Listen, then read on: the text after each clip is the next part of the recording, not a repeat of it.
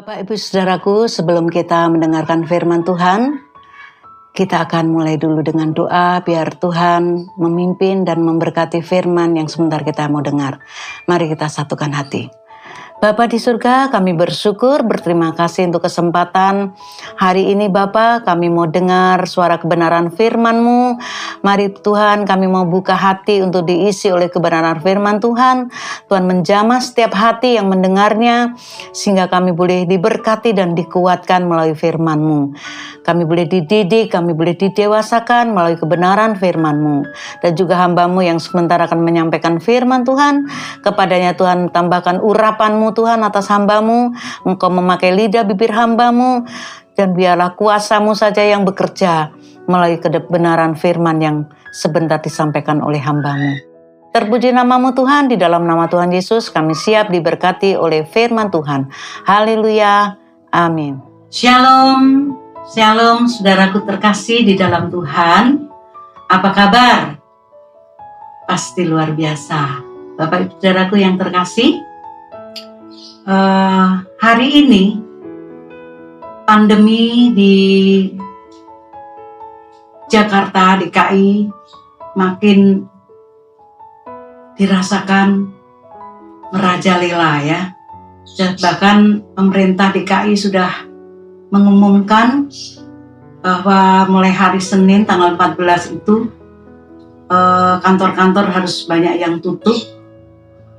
Tempat ibadah juga mungkin sekolahan. Karena bukan semakin berkurang, menambah lagi jumlah penderita COVID-19 Bapak Ibu Saudara. Sungguh sangat memprihatinkan. Tapi kita bersyukur sebagai anak Tuhan. Dan kita percaya bahwa perlindungan Tuhan pasti atas kita semua. Walaupun demikian, bukan berarti kita harus santai-santai, semaunya, bebas tanpa mengikuti protokol kesehatan yang pemerintah sudah canangkan. Ya, kita harus tetap mematuhi Bapak Saudara. Kenapa hal ini terjadi? COVID nggak berhenti dan makin bertambah lagi. Karena banyak warga yang tidak taat. Mereka masih berkerumun dan tidak menggunakan masker. Mereka tidak menjaga jarak. Mereka tidak menjaga kebersihan. Sehingga mereka banyak yang terkena kembali. Nah, kita anak-anak Tuhan membutuhkan satu imun yang kuat. Kita harus menjaga imun kita, Bapak Saudara. Supaya apa? Supaya kita tidak tertular. Dan kita harus lebih baik banyak menggunakan waktu di rumah. Ya, bekerja di rumah, belajar di rumah, dan tidak usah pengen jalan-jalan dulu dah ke mall dan sebagainya. Kenapa demikian?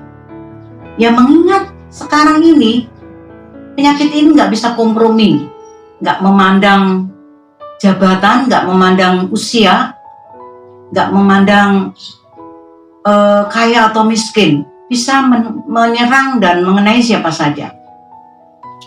Nah, firman Tuhan yang akan saya sampaikan ini temanya adalah protokol kesehatan Tuhan. Nah, imunitas kita harus kuat. Apa imunitas itu? Yaitu berasal dari kata imun yang berarti sistem pertahanan atau kekebalan tubuh. Berperan menghancurkan sel-sel asing yang melemahkan fisik kita. Jadi perlunya kita terus menjaga imun di dalam tubuh kita. Makanya orang yang mengerti ini dia konsumsi vitamin, makan makanan yang bergizi, ya, menjaga kesehatan dengan istirahat yang cukup dan sebagainya. Demi apa? Demi meningkatkan imunitas ini. Kalau seperlunya, kalau boleh jangan sampai hatinya gundah gulana, sedih dan sebagainya, supaya imun kita tetap terjaga. Nah, bagaimanakah cara kita meningkatkan imunitas di dalam diri kita sebagai anak-anak Tuhan?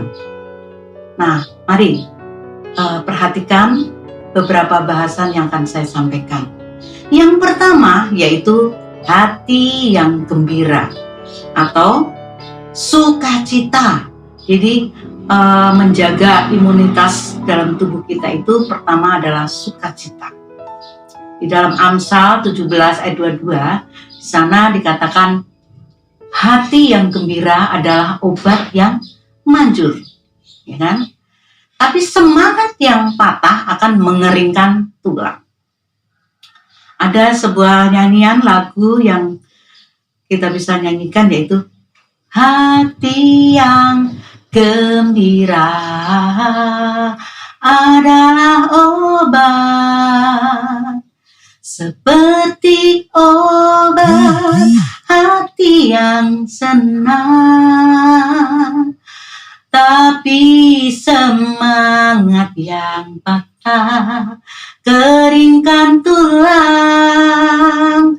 Hati yang gembira Tuhan senang. Nah, pujian ini jangan hanya bisa dinyanyikan, tetapi kita praktekkan, kita rasakan. Mari terus kita bergembira, bersukacita. Karena dikatakan bahwa sukacita, hati yang gembira tadi adalah obat yang manjur. Jadi ketika kita bersukacita, juga semangat kita akan naik. Kita akan bisa bersemangat, memiliki sukacita yang besar. Nah, sebaliknya, jika kita menghadapi masalah, ya, kebanyakan orang nggak bisa mengalami sukacita. Maka itu sebetulnya kita harus bisa mengelola masalah itu. Anggaplah itu masalahku itu kecil, Tuhanku lebih besar dari persoalan, dari masalahku. Maka nggak ada ceritanya kita harus susah, harus sedih. Karena artinya Tuhan itu menyelesaikan persoalan dan masalah kita. Nah, kalau kita menghadapi masalah dengan marah-marah, uring-uringan, kemudian ngomel, dan kemudian gampang tersinggung, kecewa, tidak bersemangat, malah yang jadi putus asa. Nah, secara otomatis tubuh akan mengalami kelemahan. Nah, jika terus-menerus kita lemah, ya susah, akhirnya yang ada stres. Nah, kalau sudah stres, Bapak Saudara, lambung, asam lambungnya akan naik ya. Terus terjadilah sakit mah. Ada lagi nanti darah tinggi. Terus mudah sakit. Karena itu, Bapak Ibu Saudaraku terkasih, mari kita bangkitkan semangat, sukacita, dan kesukaan memuji Tuhan. Tadi seperti yang saya sudah nyanyikan ya. Kalau itu kita mau nyanyikan setiap hari, ketika ibu-ibu memasak, sambil nyapu, lagi ngurus anak, gak akan ada nanti namanya stres.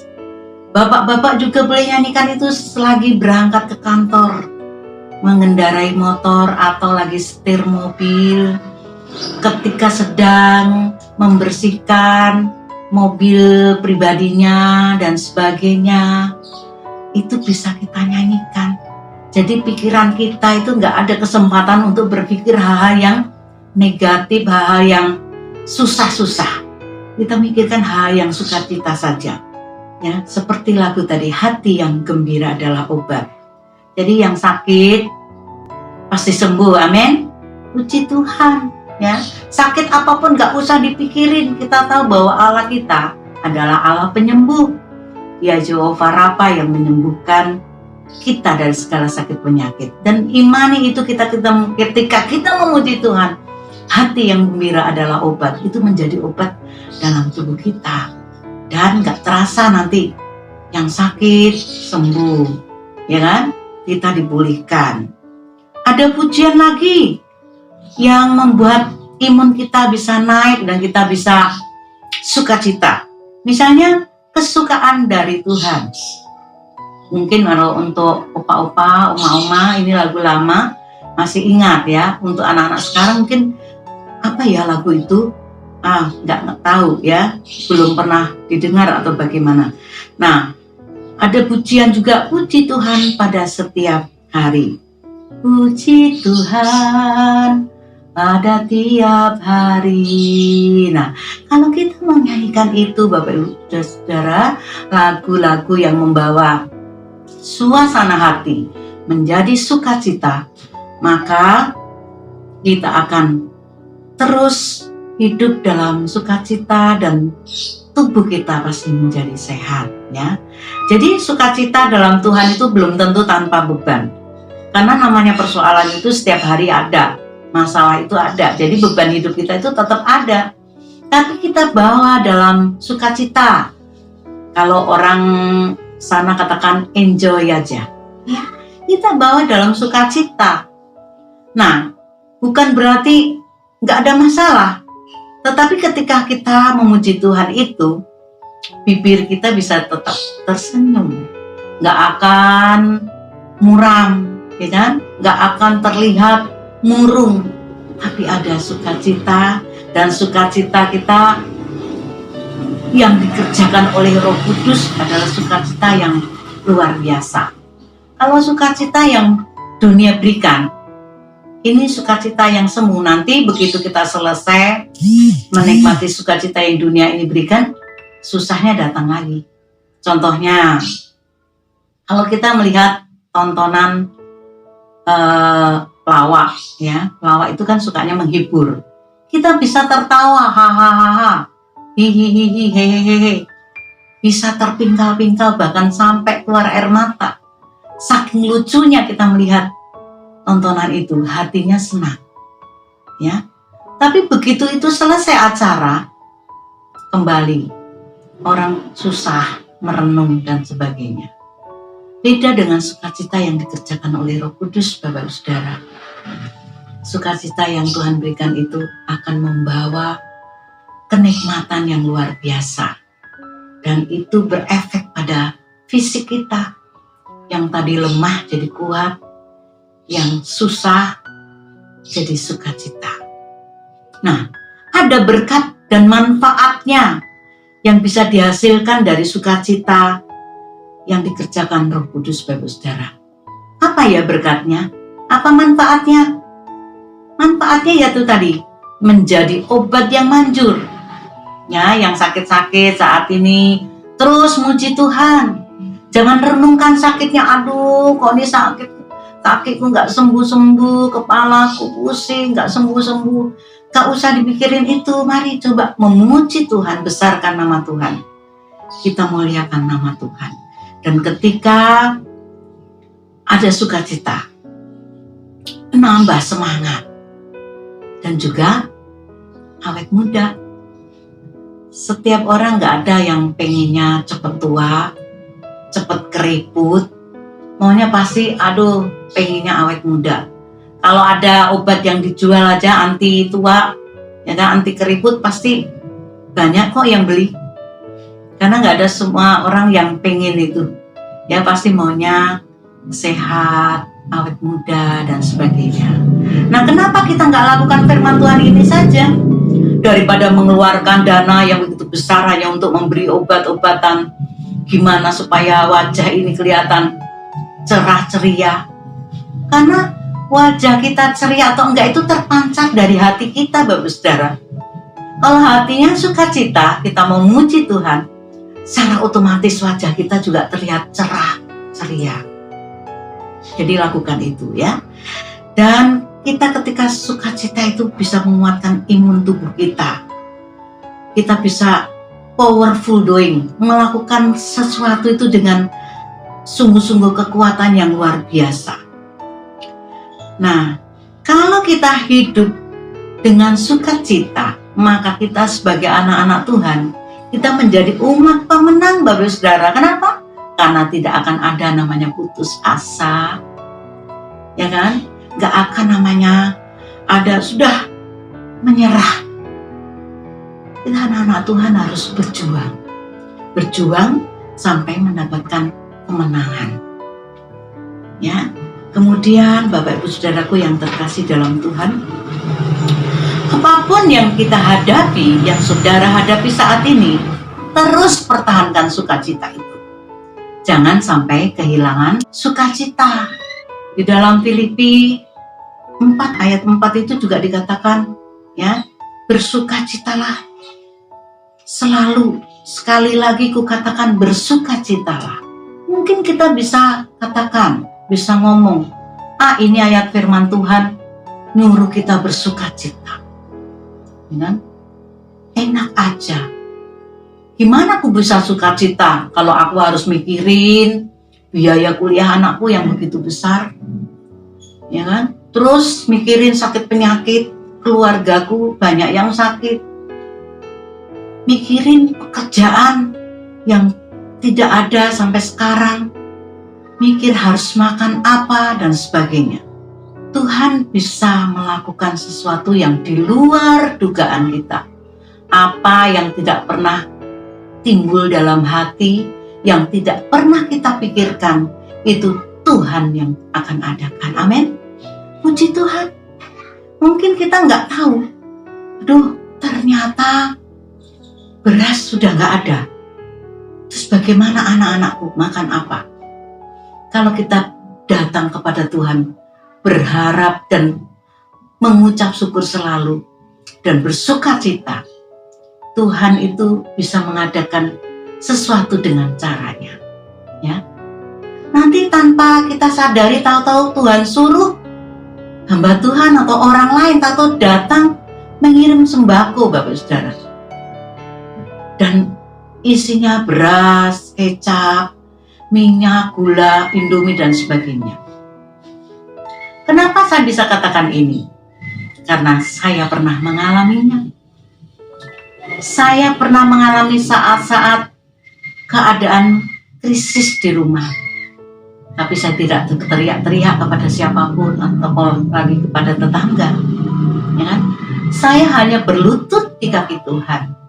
Saya katakan karena Dia yang menciptakan saya, pasti Tuhan itu peduli. Dan saya hanya bilang, Tuhan, saya membutuhkan ini.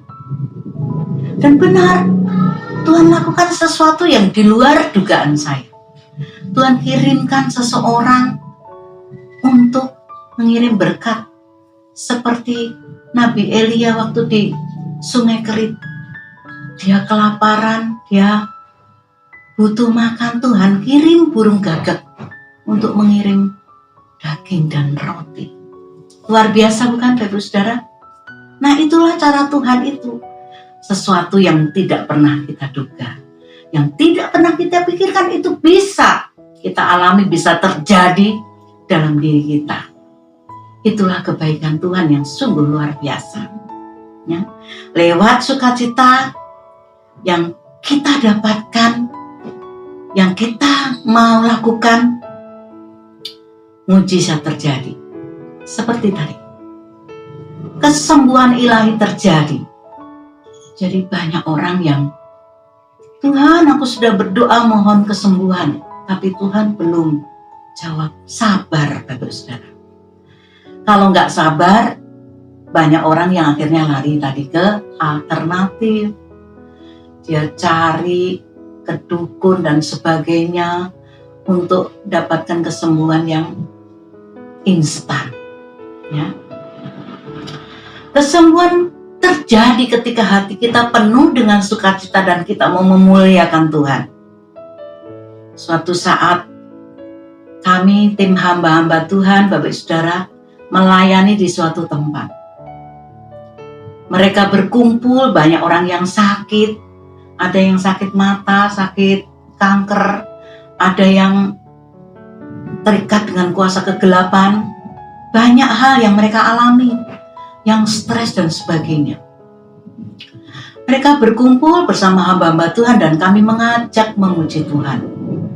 Puji-pujian terus kami naikkan, terus berulang-ulang. Dan apa yang terjadi? Ketika pujian itu dinaikkan, ketika mereka semua memuji Tuhan dengan bersehati, bersungguh-sungguh, mereka menaikkan pujian kepada Tuhan, yaitu Tuhan Yesus Kristus. Disitulah terjadi mujizat, kesembuhan ilahi.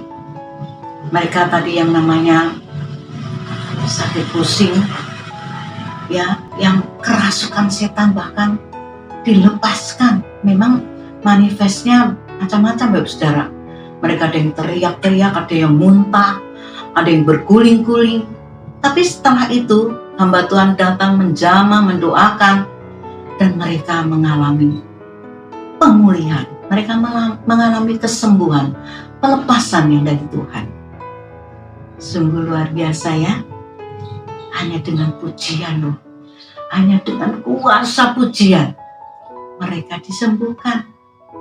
Coba kalau tadi mereka yang gak sabar, gak mau memuji Tuhan, mereka datang ke berbagai orang-orang pintar, dikatakan mereka minta uang sekian-sekian, sampai ada yang menjual rumah, menjual mobil, menjual tanah demi memperoleh kesembuhan dari manusia. Coba saat ini Bapak Ibu Saudara, saya menawarkan kesembuhan ilahi, yaitu kesembuhan dari Tuhan Yesus Kristus. Mari datang dengan sungguh-sungguh, meminta, berdoa, dan memuliakan Tuhan, memuji, menyembah Dia. Saya yakin dan percaya hari ini juga terjadi kelepasan, kesembuhan bagi saudara yang mengalami sakit penyakit. Di masa akhir zaman ini, Bapak Saudara, iblis tidak tinggal diam. Dia sengaja menebarkan atau menaburkan benih-benih kesedihan, penyakit, dan dia datang hanya untuk membawa kesedihan buat orang-orang, menarik anak-anak Tuhan jauh dari Tuhan. Karena memang iblis itu adalah si pencuri, pembunuh, dan pembinasa. Ia berusaha mencuri damai sejahtera anak-anak Tuhan. Ya, kalau sudah damai sejahteranya dicuri, anak-anak Tuhan gak sanggup untuk memuji Tuhan. Karena itu jangan memberikan celah sedikit pun kepada iblis. Kalau kita memberikan celah sedikit saja, iblis masuk. Pikiran kita, hati kita dikuasai oleh iblis, maka kita akan jauh dari Tuhan dan tidak akan mendapatkan sukacita.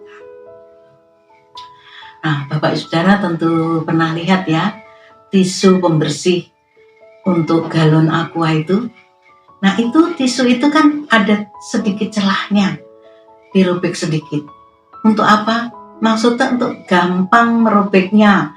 Tapi kalau enggak, orang susah, harus cari alat dan sebagainya. Dengan ada celah sedikit yang robek tadi, dengan mudah orang merobeknya dan bisa dipergunakan. Demikian juga iblis akan masuk ke dalam pikiran kita, dalam diri kita, dalam hati kita, ketika kita memberikan sedikit saja celah. Karena itu, jangan kita mau diperdaya oleh iblis, dan perkuat diri kita dengan keintiman kepada Tuhan, dan itu artinya kita tidak memberikan celah. Ya, kita tidak akan kehilangan sukacita. Nah, bagaimana supaya sukacita kita tidak dicuri oleh iblis tadi? Dia si pencuri, pembunuh, penjahat. Ya. Bagaimana caranya? Yaitu kita harus kembali kepada Tuhan dan kepada firman-Nya. Ya, jangan kembali kepada dunia ini dengan segala iming-iming, dengan segala tawar-tawaran yang mungkin menggiurkan. Mari kita datang kepada Tuhan, sadari segala kelemahan dan kekurangan kita. Kita mohon ampun dan kembali membangun hubungan yang karib dengan Tuhan, seperti Daud di dalam Mazmur 62 di sana, ya kan? Dikatakan hanya dekat Allah saja aku merasa tenang, daripadanya lah kekuatan. Ya, dia gunung batu dan dia adalah perisai buat Daud. Kita juga bisa katakan itu, seperti lagu yang boleh juga dibuat dari Mazmur 62 ini. Hanya dekat Allah saja aku tenang, daripada nyala keselamatanku.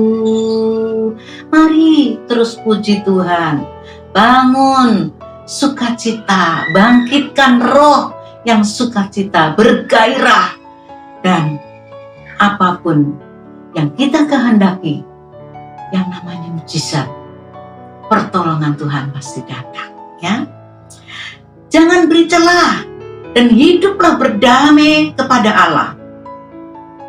Banyak orang yang meninggalkan Tuhan karena kecewa kepada sesamanya, kepada pemimpin gereja, kepada teman sepelayanan, kepada pemimpin sekuler. Kecewa kepada manusia, tapi kok Tuhan yang dimusuhin. Itu sudah salah kaprah, ya. Justru dalam kondisi kita terjepit, kondisi kita susah, bertubi-tubi persoalan, mari kita memeluk erat Tuhan kita, berdamai dengan Tuhan, mengerang, menangis di hadapan Tuhan. Apakah Tuhan tidak akan berbelas kasihan kepada umatnya? Tentu saja, Bapak Saudara. Sedangkan anak saja, kalau dia meraung-raung, minta mainan, minta sesuatu kepada orang tuanya, dan itu terus menerus dia lakukan, hati orang tua itu sudah nggak tahan. Dengan belas kasihan, dengan kasihnya, akhirnya dia belikan, dia penuhi apa permintaan anaknya. Apalagi Tuhan kita, Tuhan punya segala sesuatu. Dia Allah yang kaya, yang punya dunia ini dengan segala isinya. Pastilah Tuhan akan menolong kita, ya Bapak Saudara. Mari kita terus andalkan Tuhan melalui Roh Kudus-Nya dengan cara tadi bersukacita untuk menaikkan imun kita. Nah, yang kedua, cara meningkatkan imun tubuh kita pada masa pandemi ini, Bapak Saudara, yaitu berpikir positif, ya. Jangan berpikir negatif. Segala sesuatu yang kita hadapi, yang terjadi, itu harus kita tanggapi dengan positif, ya. Kita percaya bahwa Tuhan yang kita sembah itu lebih besar dari masalah dan kesulitan kita. Kisah tentang 12 pengintai dari 10 orangnya berpikir negatif tentang bangsa yang diintai itu. Wah, dia bangsa besar, prajuritnya gagah-gagah, alat perangnya lengkap dan sebagainya. Pastilah kita kalah. Mereka membawa berita yang negatif. Tetapi yang dua, mereka berpikir positif, yaitu Kaleb dan Yosua. Dia katakan bahwa Tuhan pasti ada di pihak mereka dan Tuhan akan pasti memberikan kemenangan. Maka majulah mereka berperang melawan bangsa itu. Dan apa yang terjadi? Tuhan menghargai dua orang yang berpikiran positif ini dan Tuhan memberikan kemenangan. Pikiran negatif sangat bahaya, Bapak Saudara. Karena itu akan sangat mempengaruhi tindakan kita. Ketika kita berpikir, wah, gak mungkin berhasil, gak bakalan sukses. Dan itu juga nanti yang akan terjadi. Banyak anak-anak Tuhan menjadi lemah juga karena pengaruh dari orang lain. Karena itu hati-hati. Jangan dengarkan kata orang. Dengarkan kata firman Tuhan. Kalau orang lain kadang-kali memberikan masukan-masukan yang negatif, udahlah kamu, jangan bekerja di situ. Nanti kamu pasti begini, pasti begitu. Nah, kalau mereka berpikiran ikutin temannya, pesimis, negative thinking, pasti gak akan mencapai keberhasilan. Pikiran-pikiran negatif itu juga merusak hubungan dalam keluarga, Bapak Saudara. Hidup nikah bisa rusak juga karena pikiran negatif. Istri curiga dengan suaminya, curiga yang berlebihan. Wah, pasti suamiku di kantor punya Will, wanita idaman lain. Ya, karena mungkin begitu ditelepon gak mengangkat, padahal dia gak tahu suaminya lagi meeting atau lagi banyak pekerjaan. Ya kan? Waktu ditelepon lagi di reject dan sebagainya. Yang muncul di benaknya adalah pikiran-pikiran negatif. Akhirnya begitu suaminya sampai rumah, terjadilah konflik dan perang, ya. Mereka ribut dan sebagainya. Itu dari apa? Dari pikiran yang negatif. Jangan kita kembangkan itu, Mbak Saudara. Seharusnya istri tadi begitu dia berpikiran positif. Oh, suamiku ini mungkin saat lagi makan atau apa, atau sedang berhadapan dengan bosnya, maka tidak akan terjadi konflik di dalam rumah tangganya. Juga banyak orang sakit akibat pikiran yang negatif. Mereka gak sembuh, malah penyakitnya jadi bertambah-tambah. Misalnya dia sedang pusing, pusing terus-terusan, sehari sudah minum obat ini, itu sudah berdoa gak sembuh. Lalu muncul dalam pikirannya, aduh, jangan-jangan aku ini kena stroke atau kanker atau penyakit apa yang sangat dia takutkan. Ya, padahal dia hanya pusing masuk angin, yang kalau biasanya orang-orang suka kerokan, dikerok sembuh. Tapi karena pikiran yang negatif dan terus-menerus dipikirkan, akhirnya jadi juga apa yang namanya tadi stroke, ya, karena terus mikir yang susah-susah, yang berat-berat, seperti itu. Nah, Bapak Saudara, kalau kita ingin sehat, ingin memiliki imunitas yang kuat, keluarga harus bahagia. Nah, caranya gimana kita supaya keluarga kita bahagia? Suami istri harus berpikiran yang positif terhadap pasangan masing-masing, ya kan?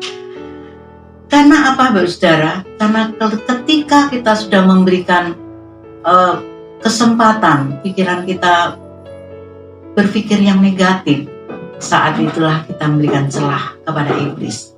Lalu iblis menyerang pikiran kita, menyerang pikiran si istri, dan dia katakan, hati-hati itu suami kamu, jangan-jangan dia sedang selingkuh, jangan-jangan dia hidupnya gak beres, jangan-jangan punya simpanan, dan sebagainya. Begitu juga si suami, kenapa ini istriku jadi berubah sekarang, gak lagi mesra, gak lagi perhatian kepadaku, dan sebagainya. Mulai berpikir, jangan-jangan nih dia main mata sama orang lain, jangan-jangan dia sudah punya pacar baru dan sebagainya. Nah, akhirnya mereka tidak bahagia. Mereka mulai menjaga jarak satu sama lain. Mereka mulai uring-uringan, marah-marah dan sebagainya.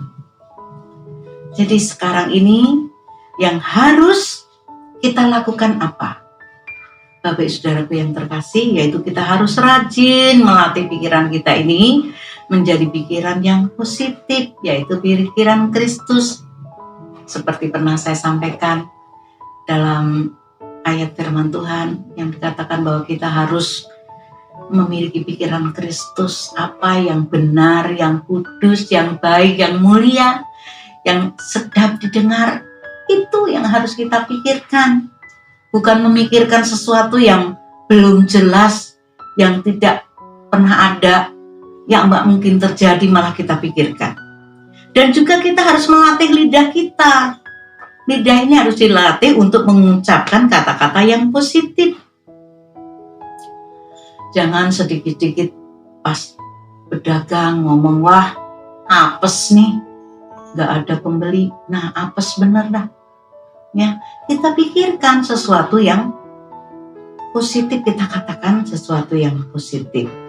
Menanggapi semua hal dengan positif berdasarkan firman Tuhan. Ya, jadi kita harus sungguh-sungguh dipimpin oleh Roh Kudus untuk melakukan hal-hal yang baik dengan pikiran yang positif, melatih positif yang positif, maka kita akan menjadi pelaku firman. Kalau pikiran kita negatif terus, Bapak Saudara, bagaimana hati kita menjadi tenang? Sedangkan kalau kita nggak tenang, kita juga nggak akan bisa memuji Tuhan, nggak akan bisa berdoa. Ya, kita ketika berdoa itu membutuhkan hati yang tenang. Kita bisa berdialog dengan Tuhan, bisa menyampaikan persoalan kita kepada Tuhan, bersyafaat, bahkan kita bisa memuji dan menyembah Dia. Nah, yang ketiga, Bapak Ibu Saudara, untuk meningkatkan imun kita di masa pandemi ini, yaitu kita merenungkan firman Tuhan itu siang dan malam. Mazmur 1 ayat 2 dikatakan bahwa kita harus merenungkan firman Tuhan. Berbahagialah orang yang kesukaannya ialah Taurat Tuhan, dan yang merenungkan firman-Nya itu siang dan malam. Yang merenungkan Tauratnya itu siang dan malam. Tidak ada ayat yang memerintahkan kita kalau yang kesukaannya adalah merenungkan masalah hidup itu berbahagia. Nggak ada, Bapak Saudara. Ya, masalah hidup jangan direnungkan, itu malah membawa duka cita, membawa stres, membawa kesedihan. Akhirnya nggak bisa memuji Tuhan. Dan kalau nggak bisa memuji Tuhan, nggak menyembah Tuhan, nggak ada berkat yang datang kepada kita, kita akan rugi sendiri. Jadi firman Tuhan ini dikatakan benar, berbahagialah. Jadi orang yang berbahagia itu orang yang merenungkan firman-Nya siang dan malam. Merenungkan itu maksudnya di sini kita baca firman Tuhan, kita renungkan firman Tuhan itu yang luar biasa, dan kita lakukan. Ya, kita harus bersukacita, harus merenungkan firman Tuhan, harus melakukan dalam kehidupan sehari-hari. Maka kita menjadi bilangan orang-orang yang berbahagia. Firman Tuhan akan membersihkan hati kita, pikiran kita yang kotor. Hanya itu. Mungkin mulut kita suka mengatakan hal-hal yang tadi negatif. Dan kita harus latih lidah kita, mulut kita untuk memperkatakan yang positif. Tapi banyak kan sampai sekarang ini masih loh.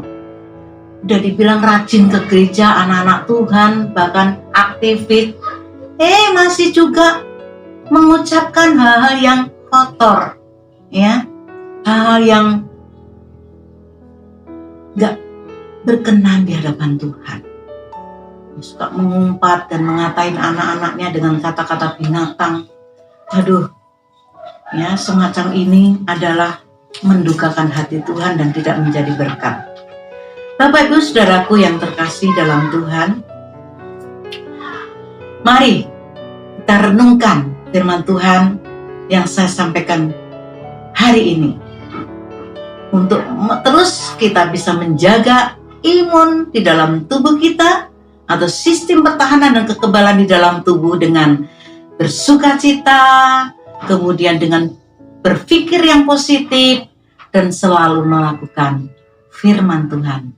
Saya percaya Tuhan memberkati kita semua. Amin. Untuk firman Tuhan pada kesempatan ini, biarlah firman Tuhan ini menjadi berkat buat setiap kita yang mendengarnya.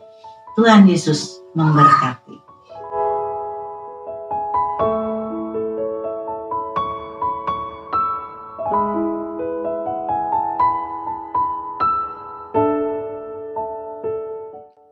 Mari kita berdoa untuk firman Tuhan yang sudah kita dengar. Terima kasih Tuhan Yesus untuk firman Tuhan yang boleh kami semua dengar pada kesempatan ini Tuhan. Biarlah kami boleh melakukan firman-Mu Tuhan di dalam kehidupan kami. Bagaimana kami harus menjaga imun di dalam tubuh kami, dalam hidup kami. Kami harus bersukacita di dalam Tuhan. Kami harus berpikir secara positif. Dan itu harus kami kembangkan dalam kehidupan kami sehari-hari. Bahkan kami harus merenungkan firman-Mu, memperkatakan firman-Mu, dan melakukan firman-Mu dalam kehidupan kami sehari-hari. Terima kasih ya Tuhan, kami percaya setiap kami yang mendengar firman Tuhan. Pada kesempatan ini Tuhan sudah berkati dan Tuhan sudah jamah mereka, Tuhan sudah menolong mereka. Terpuji nama-Mu Tuhan, di dalam nama Tuhan Yesus kami berdoa dan mengucap syukur. Akhirnya Bapak Ibu Saudara, mari kita mengangkat tangan untuk menerima berkat dari Tuhan sebelum kita mengakhiri ibadah ini. Tuhan memberkati engkau dan melindungi engkau. Tuhan menyinari engkau dengan wajah-Nya dan memberi engkau kasih karunia.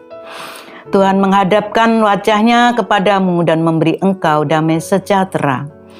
Damai sejahtera dari Bapa di surga, dengan cinta kasih daripada Tuhan Yesus Kristus, serta persekutuan dengan Roh Kudus, kiranya terus menyertai, memberkati, dan menolong setiap kita. Dari saat ini sampai Maranatha, Tuhan Yesus datang kembali kali kedua, menjemput kita para salehnya. Amin. Haleluya. Salam Mazmur ya. Yes, maju terus.